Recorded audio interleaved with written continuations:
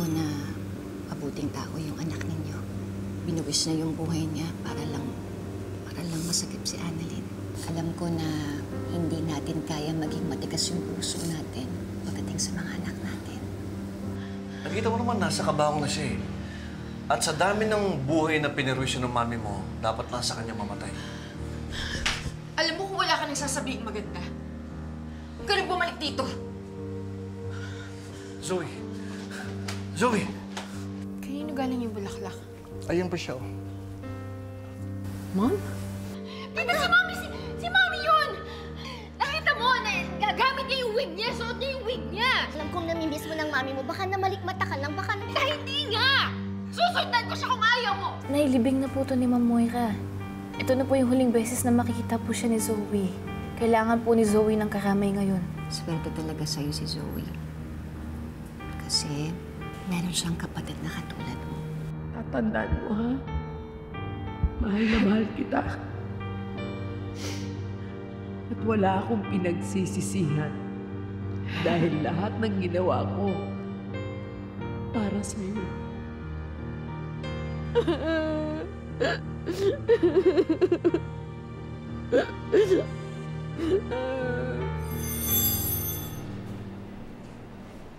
Zoe, so how was the funeral? Marami bang nakipaglibing? Bingi ka ba? Nadinig mo bang sinabi ko o nagbibingi-bingihan ka lang? Tita, pwede ba? I don't have time for this. I just buried my mother. Respetuhin mo naman siya kahit ngayon lang. Respeto? My secretary, who's so dear to me, died because of your mother. And who knows? Maybe because of you, too. Tita, ilang beses ko ba sasabihin sa'yo? Wala nga akong alam sa mga plano ni Mami. Of course you're gonna say that, Zoe. And it's okay. Nakarma na rin si Moira. So hintay-hintay mo na lang yun sa'yo. Malamang parating na din yung karma mo. Ang sama ng ugali mo.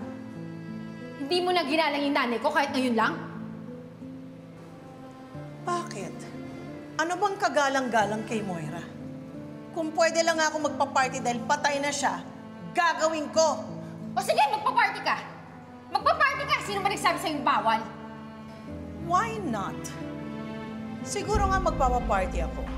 We deserve to celebrate after all the hardships and sorrows na pinagdaanan namin because of your mother. Hoy kayo, halik kayo, lumapit kayo. Kayo, dyan, halik kayo. Makinig kayong mabuti. Magpapa-party ako dahil patay na si Moira. Imbitado kayong lahat. As for you, I will send you your invite only if you promise that you won't be a party pooper. Grabe ka. Wala pang isang araw nakalibing yung mami ko, pero kung ano-anong kabastusan niya yung lumalabas dyan sa bibig mo. No wonder, pinagtraidoran ka ng sarili mong anak. You know, my mom might be a lot of things, pero minahal namin yung isa't isa. Can you say the same for you and Justine? You don't even know anything about Justin and I. So don't even talk about my daughter. Eh, bakit ako? Bakit sa amin ni Mami, anong alam mo? Pag ikaw may sinasabi, pwede. Pero pag ako, hindi. Alam mo, sige, magpa-party ka! Magpa-party ka!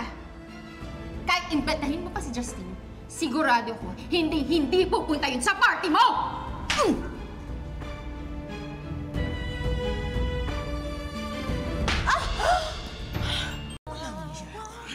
Get out of my hospital! Bitawan mo! Ano ba? Ma'am Giselle! Zoe! Ano bang pinagtatalunan niyo? She slapped me first! Alam mo, pasalamat ka, tita kita. Dahil kung hindi, I'm on my way to the precinct para demanda ka. Sige, magdemanda ka! Ang kapal ng mukha mo, tita? You're more Moira than RJ. You don't deserve the tanyag na... I may not deserve it, but I am still my father's daughter. Kaya whether you like it or not, I am still a tanyag. Zoe. Enough. I know you had a long day. Umuwi ka na. One more thing. I lost a mother because she's dead. But you have a daughter who wants you dead. So ngayon, sino sa atin ang mas kawawa?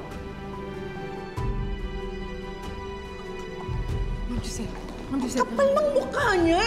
Pabayaan niyo na po. Napakabastos! Pabayaan niyo naman si Zoe.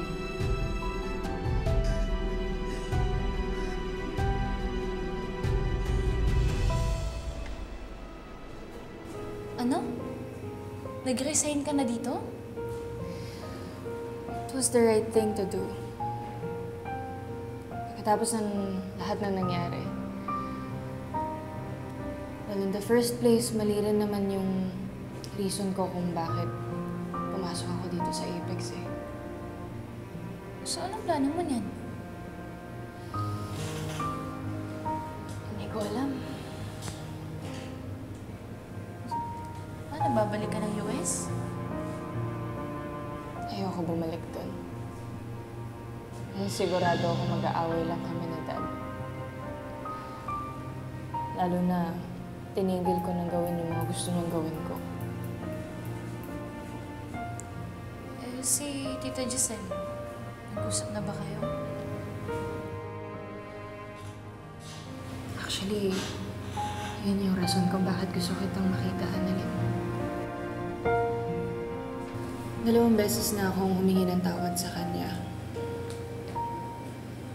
Pero wala, 2 beses din niya akong tinanggihan.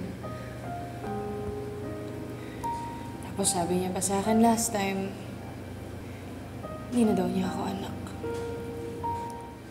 Galit lang si Tita Giselle kaya niya nasabi yun.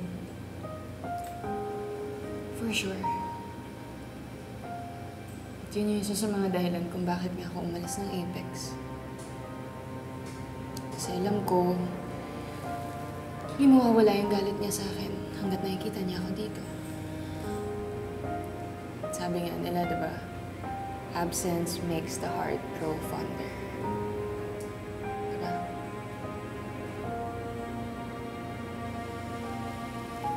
Annalyn, may hilingin sana ako sa'yo.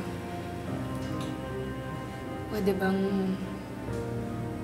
ikaw yung maging tulay para patawarin ako ni Giselle? Kausapin mo siya.